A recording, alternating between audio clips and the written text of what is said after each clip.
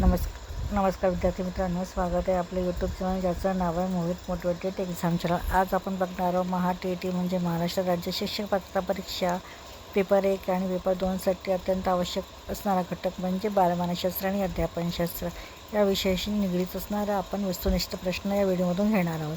चला आपण सुरुवात करूया व्हिडिओला। सुरुवातीला आहे प्रश्न क्रमांक 21, व्यक्तीच्या अंतर्गत शारीरिक प्रक्रिया कोणत्या स्वरूपाच्या असतात असे जिज्ञासा सातत्याने असणारा विद्यार्थी पुढील शिक्षण घेऊन कोण बनण्याची शक्यता आहे? पर्याय आहे राजनेता, कवी, शल्यचिकित्सक, वाचक। तर याचे योग्य उत्तर आहे पर्याय क्रमांक क, शल्यचिकित्सक। प्रश्न क्रमांक 22, प्रज्ञावान किंवा प्रतिभाशाली विद्यार्थ्यांसाठी खालीलपैकी कोणते कार्य सर्वाधिक उपयुक्त ठरेल? पर्याय आहे शालेय सहलीचे अहवाल लेखन करणे, दिलेल्या संकल्पनावर आधारित मौलिक घटक लिहिणे, पाठ्यपुस्तकात दिलेली सर्व प्रश्न सोडविणे, शिक्षक दिनाच्या दिवशी अध्यापन करणे। तर याचे योग्य उत्तर आहे पर्याय क्रमांक ब, दिलेल्या संकल्पनावर आधारित मौल्यवाहिक नाटक लिहिणे। प्रश्न क्रमांक 23, वर्गातील अध्यापनादरम्यान शिक्षकाचे विद्यार्थ्यांशी संबंध कसे असावेत? पर्याय आहे भेदभावपूर्ण, मैत्रीपूर्ण, मार्गदर्शनात्मक, अलिप्त। तर पर्याय दिले आहे फक्त 2, 3, 4, फक्त 2, 4, फक्त 2, 3, 1, 2, 3, 4। तर याचे योग्य उत्तर आहे पर्याय क्रमांक क, फक्त 2 आणि 3, म्हणजेच मैत्रीपूर्ण आणि मार्गदर्शनात्मक शिक्षकांचे विद्यार्थ्यांशी संबंध असावे।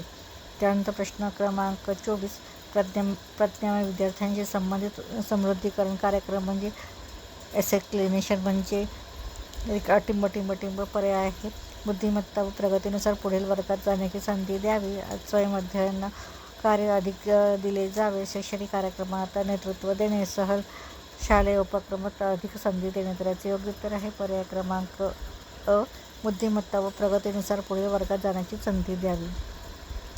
प्रश्न क्रमांक 25, टर्मन या मानसशास्त्रज्ञाने रिकामी जागा पेक्षा अधिक बुद्धिअंक किंवा बुद्धिमत्ता असलेल्या मुलांचं प्रतिभान म्हटले आहे। पर्याय आहे 120 IQ, 130 IQ, 140 IQ, 160 IQ। तर याचे योग्य उत्तर आहे पर्याय क्रमांक क, 140 IQ। प्रश्न क्रमांक 26, बालकेंद्रित शिक्षणाचा पुरस्कार खालीलपैकी कोणी केला आहे? पर्याय आहे Erik Erikson, John dewy, BF Skinner, Thorndike. तर याचे योग्य उत्तर आहे पर्याय क्रमांक ब, जॉन डुई।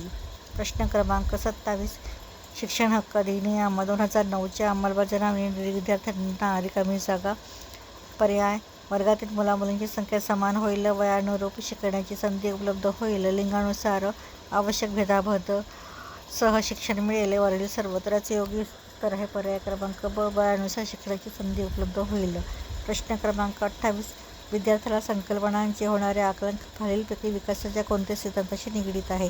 पर्याय आहे विकासा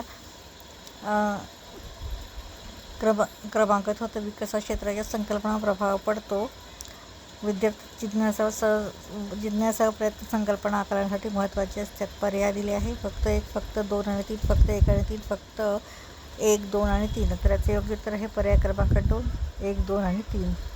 प्रश्न क्रमांक 29, प्रज्ञान बालके ही रिकामी जागा। पर्याय आहे सामान्यतः शिक्षकांना आपण समजतात, शारीरिकदृष्ट्या कमजोर असून सामाजिक आंतरक्रियात मागे राहतात, अभिरुचीनुसार कोणत्याही क्षेत्रात श्रेष्ठ कामगिरी करू शकतात, सामान्यतः शाळेत जाण्याचा कंटाळा करतात।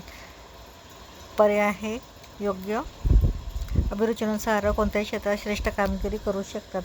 प्रश्न क्रमांक 30, वर्गामधील भिन्न वयोगट असलेल्या विद्यार्थ्यांशी संबंध ठेवताना शिक्षकाला खालीलपैकी कशाचे ज्ञान असणे सर्वात जास्त आवश्यक असते? पर्याय आहे त्यांच्या पालकांचा व्यवसाय, त्यांची सामाजिक व आर्थिक स्थिती, सांस्कृतिक पार्श्वभूमी, त्यांचा विकास।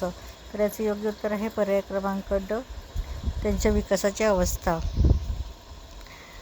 तर ही होती महा-टी-ई-टीच्या संदर्भात पेपर 1 आणि पेपर 2 मधील बालमानसशास्त्र आणि अध्यापनशास्त्र विषयाशी निगडीत असणारे वस्तुनिष्ठ प्रश्न। व्हिडिओ आवडल्यास व्हिडिओला लाईक करा, कमेंट्स करा, जास्तीत जास्त व्हिडिओ शेअर करा आणि चॅनलवर जर नवीन असाल तर चॅनलला सबस्क्राईब करायला विसरू नका।